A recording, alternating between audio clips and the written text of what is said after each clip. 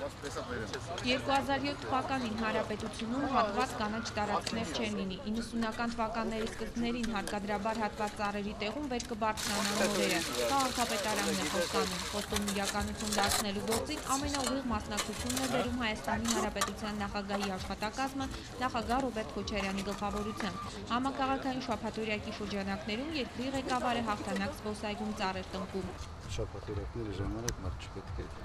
զգույքագրելով զբաղվել, թե ինչ արել, ինչքան ուղղակի պետք է հավեսով, որակով իր գործը անել։ Եվ ամեն մի մարդ տարվա վերջում մտածենք իրեն հարց տա այս տարի սեփական քաղաքիս համար ինչ եմ արել։ Երկրի առաջին դեպքից ետ չէին մնում նրա խորհրդականները։ Հայտնի հերոսի նման, որն իր կյանքում տուն է կառուցել, երեխա ունեցել եւ ծառ տնկել, Բագրատ Եսայանը հասցրել է։ Այս անգամ թուփ եմ տնկում, տուն էլ դեռ չեմ կառուցել։ Իսկ ավելի լուրջ, պարոն Եսայանը նկատում է, որ կանաչ տարածքների վերականգնման խնդիրը դարձել է ողջ հանրապետության բնակչության համար օրակարգային, ինչն արդեն լավ է։ Մարդը երբ որ սկսում է արդեն բնության մասին մտածել, երբ որ ծառի կանաչի մասին է մտածում, նշանակում է իր առօրյա հոգսերը ինչ-որ չափով թեթևացած են։ Նախագահի մյուս խորհրդականն այսօր արդեն հասցրել է մի քանի ծառ տնկել։ Սա 6-ներ, նայել 7 ծառ։ Ո՞տ թիվ չի, չէ՞։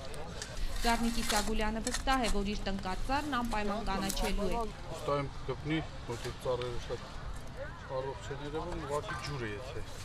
Երևում է, որ նաև ջուրն է նորմալ քաշած։ Ռոռոկման խնդիրը հաղթանակ զբոսայգում լուծված է։ Մենք 2 օր ու մեկ միասին բանվորներով հավաքում ենք, վեդրոներով այդ ծառերը ջրում ենք։ Անպայման շատ սիրով խնամում ենք, որ ծառերը աճեն։ Հաղթանակ զբոսայգու մոտ 6000 քառակուսի մետր տարածքում միայն այսօր շուրջ 1000 ծառ տնկվեց թղթի, լորենի, հացենի։ Երևանում շաբաթօրյակների շրջանակներում նախատեսված է 90000 ծառ տնկել, դրանցից 60000-ն արդեն տնկված է։ Երկրի ղեկավարը կարևորում է նաև կանաչապատման ընթացքում համապատասխան դիզայնի պահպանումը։ Մինչև ծառատուն գանելը նման այգիներում որոշակի նախագիծ պետք է կազմվի համապատասխան մասնագետներով, որ հետագայում մի քանի տարի 5-10 տարի հետո շատ ավելի գեղեցիկ լինի։ Ոչ միայն կանաչ տարածքներ ունենանք լրացուցիչ, այլ գեղեցկության տեսանկյունից հաճելի լինի դիտել։